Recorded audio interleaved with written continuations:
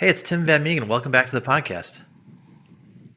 Thank you, Michael. It's great to be here and good to Yeah. see you. Happy Friday. So our topic for today, you sent something over to me that was pretty interesting, and it was the 10 ways to see if you're leaking EBITDA in your company.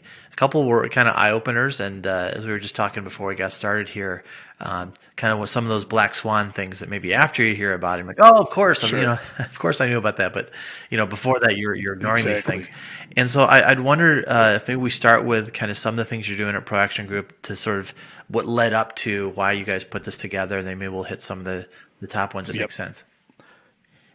Sure. Yeah, total pleasure. And, you know, part of how I think about this is, I do a lot of reading. I think we all do, right? And there's lots of great books and topics about how to run a company well, how to lead well. And this article and this topic is really almost about it's like the smelling salts. It's kind of the opposite topic, which is how do you know when you're not aligned Hmm. or not efficiently or effectively running your company? How do you know when there's an issue? Like what are the symptoms that and here's the thing, we get used to stuff, right? Yeah. If you're used to your arm hurting, when it hurts, you don't really think to go to the doctor to have it looked at. Because you know what? It's been like that for years. And I think the same thing's true in our companies. We often get used to things that are painful that are really indicators of a bigger issue, a bigger problem. That's what led to this idea of writing this Yeah. article Oh, I really like that idea that and this because you're right, we topic. we live we live with pain. You get used to it, and you find ways around it. You just sort of accept, like, this is my life now, whatever this thing is, and opening yourself up to the Exactly. idea that you could actually fix that chronic pain. That's really good. Exactly. Well, tell me about Yeah. what Yeah. are So some of the stories from some of those top ones? I know the one that really jumped out to me that maybe I'll start with is this idea that let's start with if that you one. look at your 80/20 rule, that a lot of people, if you ask them, what percentage of your profits, your EBITDA come from your top customers, and people would say 80 or 90%, and really the answer is surprising. It's more like it's 160% because that bottom 20 is actually Right. losing money. And I was like, oh, that makes sense. I hadn't really thought about it that way. So tell me about how you guys Yes. came across that one. Yep. Yeah. And so here's the great news is for virtually everybody listening to this podcast is that the data exists already in your system to do this analysis. It's already there. But what we did was we just like you said, we segmented the company into a few quadrants. Basically, it's your larger customers versus your smaller customers, and your large SKUs or items that you sell or services that you sell, and the smaller ones. And we then calculated, and it's pretty, fairly straightforward, the total gross margin that was generated in each of those four Hmm. quadrants. And then we took out the cost of fulfilling those orders. And, here's like one of the stories that comes up with this all the time is thinking about a customer that you really want to please, but they're not a high volume customer. They're just demanding. Yeah. How many customers do we have that are demanding, but in the end of the day, if we serve them well, I mean, we want to serve everybody well, but it's impeding our ability to serve the customers that actually drive our Hmm. profit. And in this case, you brought it, the example you brought up, this is one where it was an extreme situation. 160% is not normal, but it's very often 100, whatever it is, 110, Yeah, it's the 120% idea that you're actually of, losing money somewhere else is underscored by yes, this idea that some of these are actually more than your profit reported. exactly. And one thing, it sounds dramatic and black and white when we talk about it, and that, hey, just go fire the customers that don't make sense. And we actually rarely go that path. What we do instead is we need to build our company to serve those core customers and those core services or SKUs where we make our money. Right, right. And everything else, all the rest of it, we're going to serve in a way that doesn't impede that core part of the business. So what does that mean? It means we're going to offer different lead times. We're going to have different policies. They're going to pay the freight. They're Right, right, right, going to perhaps wait in line, and certainly we're going to increase the margins. We may end up driving them to another channel or to another supplier, but it's different than outright firing. Yeah. And it's funny because we struggle with that too, and I'm glad you said services too, because I feel like this applies to anything you're doing with your product service mix. There are going to be things that are wildly profitable, and some things, in a way, maybe you feel like you have to offer, and maybe just taking the step back to evaluate, do we really have to offer those? And if we do, what's a different way to at least make them profitable enough so that we're not looking at a loss for these things? I've never been a big fan of this idea like a loss leader. I feel like that's sort of a myth in a way that they really, it's like, whatever, you're losing $1 on shirts and the guy says, well, make it up on volume. That old joke. It never works Yes. out, Yeah.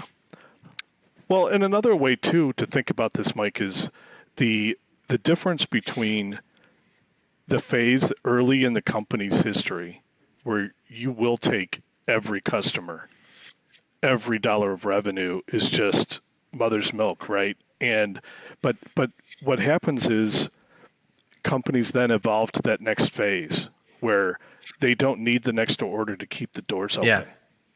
Right? They're doing way better than that. Now it's about profitability, it's about growth, it's about scaling, and it's an evolution. But you know what? These customers, we've been serving them for years.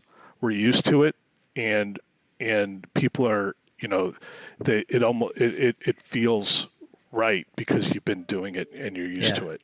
But the idea here is to take the time, look at the data, so it's just a sober reflection on what we're doing, where we're making money, and where are we giving it back. One of the ones that you mentioned, I'd be curious about, that's really sort of manufacturing specific, maybe, is this idea of physical inventory versus cycle accounting. I thought maybe dig into that a little bit about the value of that. It was a pretty interesting take you had. This is the first question I often ask when I meet a new prospector or new customer. Is I ask them how often they take a full wall-to-wall physical inventory where you shut down the business for a weekend to do it, right?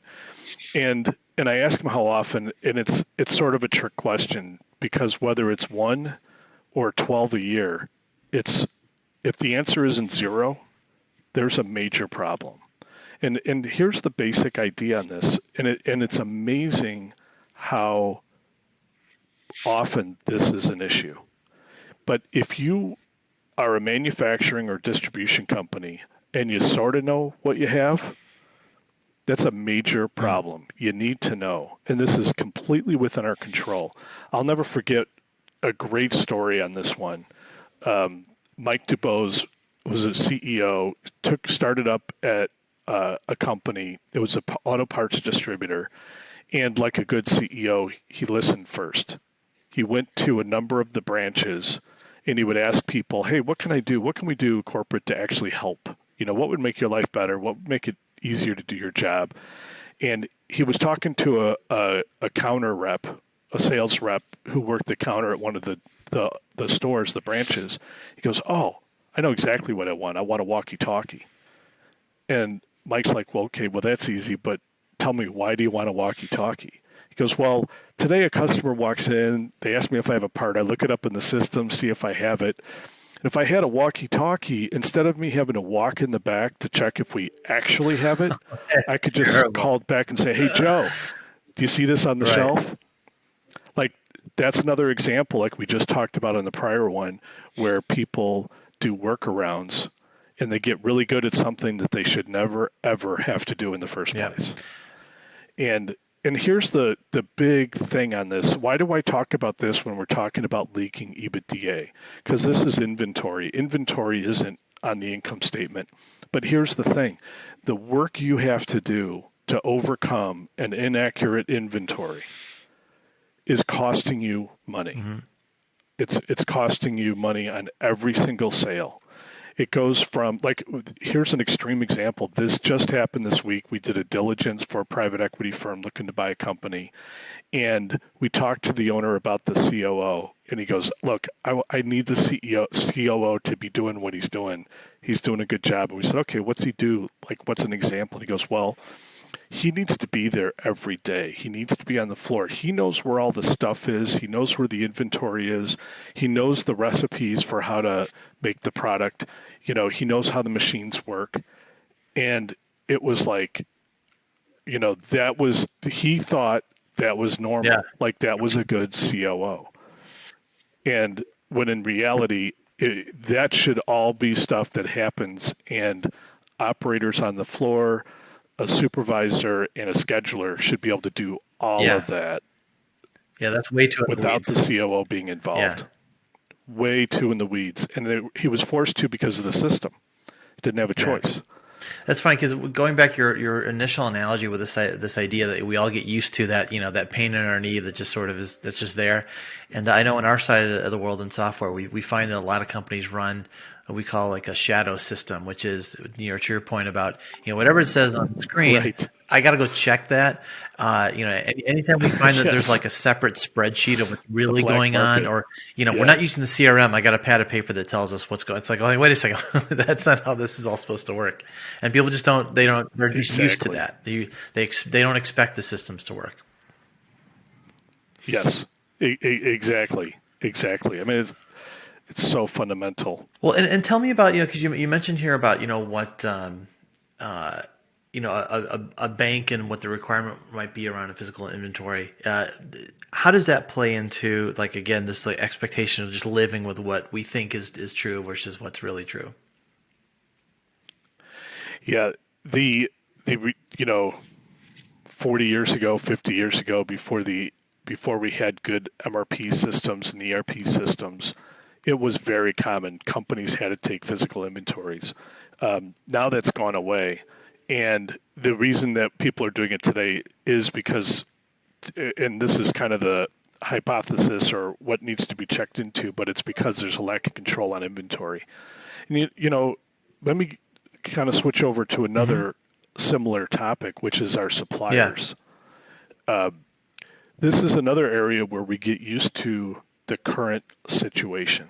And one of the most powerful, this brings to mind another diligence we did for a private equity firm looking to buy a company. This company was doing about $6 million in earnings a year, EBITDA a year.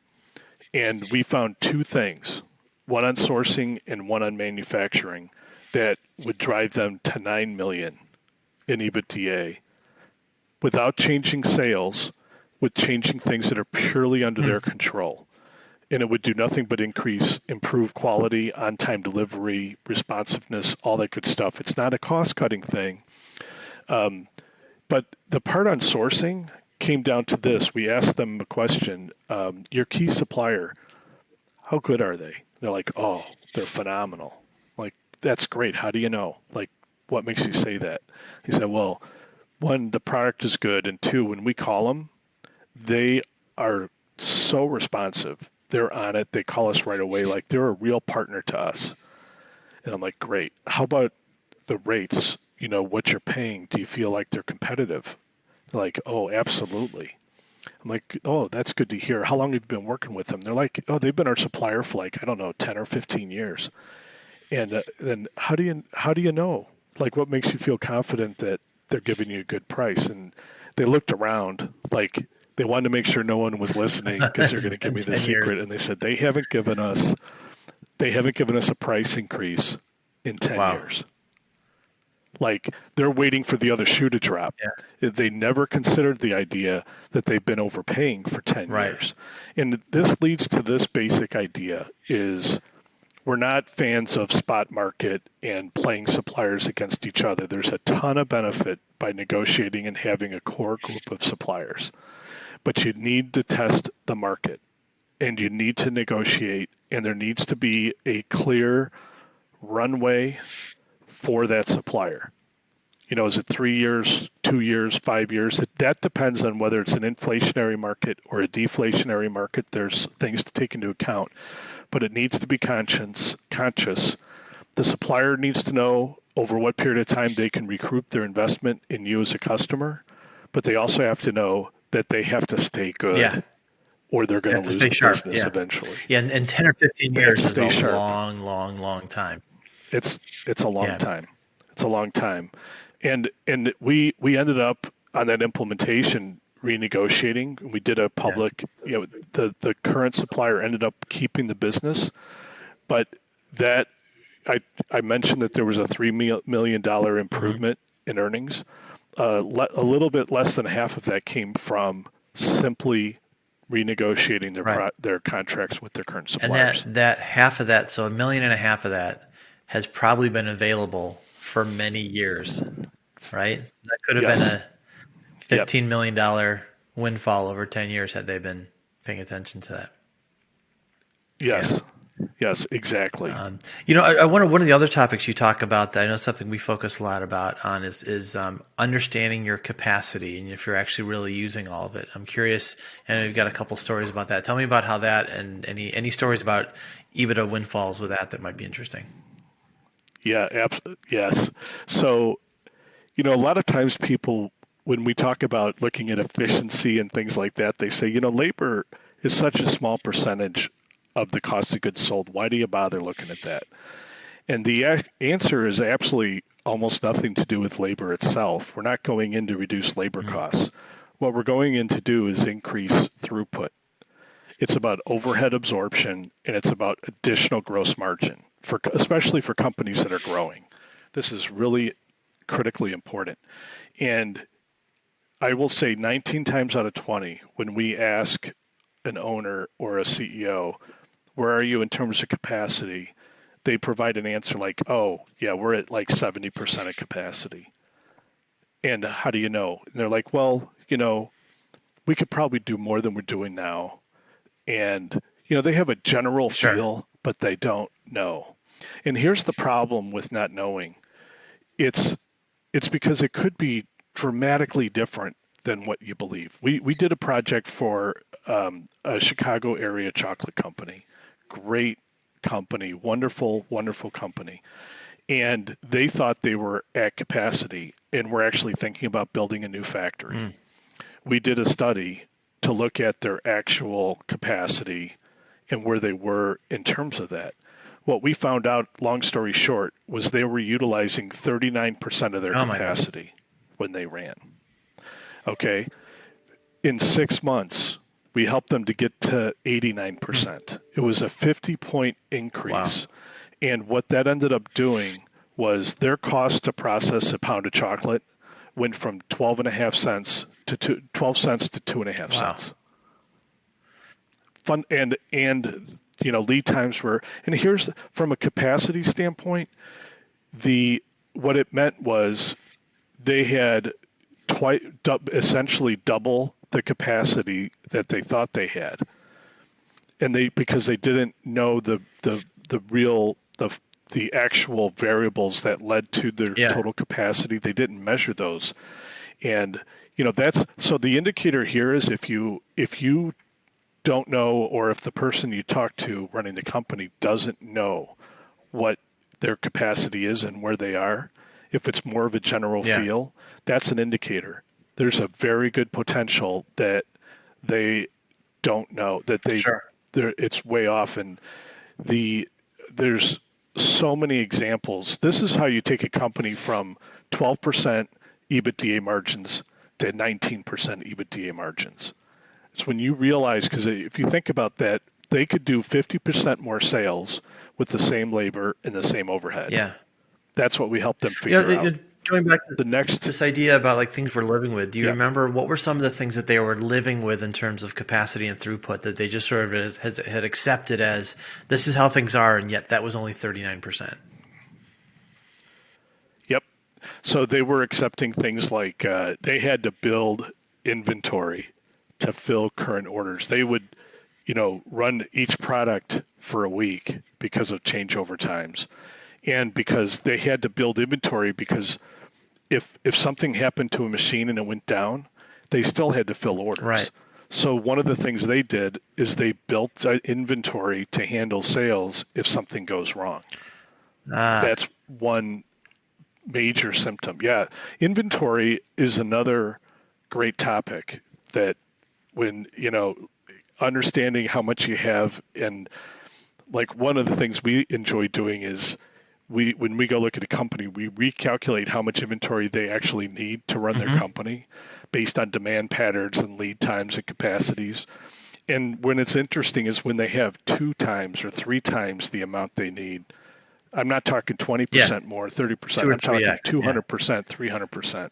Yeah, because that's when they're using inventory to cover up the pain of another process that I doesn't agree with that. I work. feel like I've seen that too. It's like if you like that's a good symbol sign. If you've got 2 or 3 times inventory that you need, you're definitely covering up for something somewhere downstream. And we need to go figure out what that Yes. is because you don't need all that Yes. inventory. Everyone has too much inventory, and not that everything has Right. to be made to order, but I think that you can get a lot more lean if you pay attention to those things. Exactly. The closer you can get to being able to make to order, the Right. better. And it's one of those. Even It's that may the not dream, always be right? the goal, but it's Let me good. ask you this: in your experience, like It's the dream, and how many companies get there or close enough? Like you said, you got the chocolate company in 89%. What was their inventory like when you got them closer to that capacity level?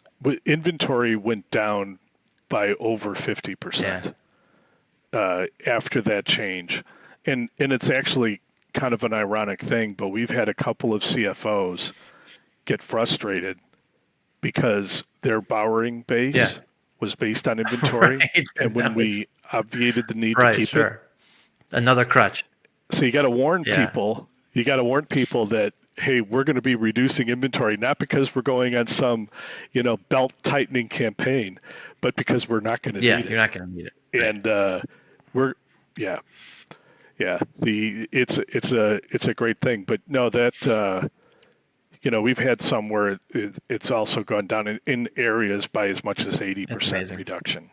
But yeah, it's really just and you know what? We've had other examples where we've actually increased inventory, but there was it was designed. It was not this unconscious, Yeah. You're not covering up for something. building of It's inventory. unpurposeful. Yeah. We're not Yeah. covering up. Right. I Right. wonder, as a final topic here, that's totally different. I'd love to hear you talk about how tribal knowledge can be a source of EBITDA leaking. Yeah. It's not I'm going to be this I'm going to parse the words here a little bit. It's not tribal knowledge that's a problem. Tribal knowledge is Right. awesome. You want people in your company that know how to run your company. The problem is reliance on tribal knowledge. Okay? Big difference. If like here's an example. We had a client that was a bakery and they lost a significant portion of their workforce in a very short period of time, and for reasons outside of their control. And it was a brutal process because they relied on things like on the job training for teaching new people how to work on a line. Okay, and it was a very technical process where you're working with organic ingredients that are different that you Sure. just have to watch it. You have to know how to bake to a degree to do it. So they didn't have any good. The standard work was did not exist. In other words, the supervisors knew how to set up the line. There wasn't a detailed, clear, graphic set of instructions that virtually, well, anyone with the basic training could follow to set it Yeah. up. That's the problem. And this is one of those things that you can go for years and you don't really have a problem if you don't have a lot of Yeah. turnover, and you have the same people back year after year. You don't really notice a problem. Like it works. Everybody's happy. They know what to do. The problem comes in where something out of your control, like COVID, or like the immigration issues, where the government will come in and force you to let a large number of people go because they don't like the documentation that goes with it. I'm not making any comments about the issue. Yeah, sure. I'm purely looking at it from the perspective that it is what it is, and you could lose a number of people that you were reliant on. And being able to run your factory or run your company with new people coming in, that's a risk mitigation technique. That's insurance on not being shut down. Okay. And here's even the best part of this, Mike, is this is not some thing where you go and invest $2 million in a new system to not rely on tribal knowledge. This is doing things that you should be doing anyway. This is all good stuff. This is like brushing your teeth in the morning. Okay, it's a good onboarding process. It's standard work. It's standard work for supervisors and leaders. It's ongoing training. It's setting up these behaviors and processes when it's not a problem. When it's not a problem, tribal or it's a knowledge problem. is the thing about. If you take care of it, and you know what, the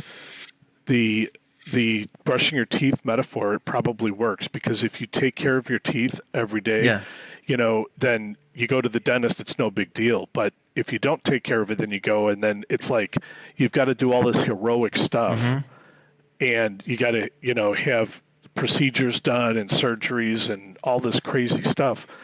It's like the same thing is true here with tribal knowledge. If you get ahead of it, it doesn't cost you a lot of money, and it's all good stuff to do anyway. And I will say that one of the things that we've seen, and we've actually done some of this work for our clients, is I think traditionally some of that kind of translating tribal knowledge to something solid that you could pass along has been a written thing that's sort of a giant pain to do. And honestly, the prevalence, I mean, everyone's got a cell phone. Doing video training, like showing someone how to do something. We've done a lot of that lately, and it's so much easier. One of the things I always think about is, it's easier to be an editor than a writer. And if I can just turn on a camera and say, okay, show me how to use this machine, or how did you learn how to do it, and just have them talk through it. Because even the other thing is that in written documentation, there's always that step from 6 to 7. You're like, well, how did they get there? I missed what's in between. When you video it, you see that they flipped the switch first, or whatever it was. So that's actually a really easy way to get that stuff out there, and then it lives forever, and it's digestible. And to your point about onboarding, it could be something you just can get to in a library and experience. Yes. Yeah. So many good things. So many good things. Hey, listen. So this is, as always, a great informative conversation. I know I grabbed a couple of things that were pretty interesting, and a pleasure to have you on as always. And we'll do it again in a few months. So get those top 10 lists together. I'll include a link to your article. I'll get the next one going. Thank you. Thank you. It was a pleasure. Talk to you soon, Tim. Great talking to you. Have a great weekend. Bye-bye. You made it all the way to the end. Thanks. Don't forget to subscribe and like this video to hear more content just like this.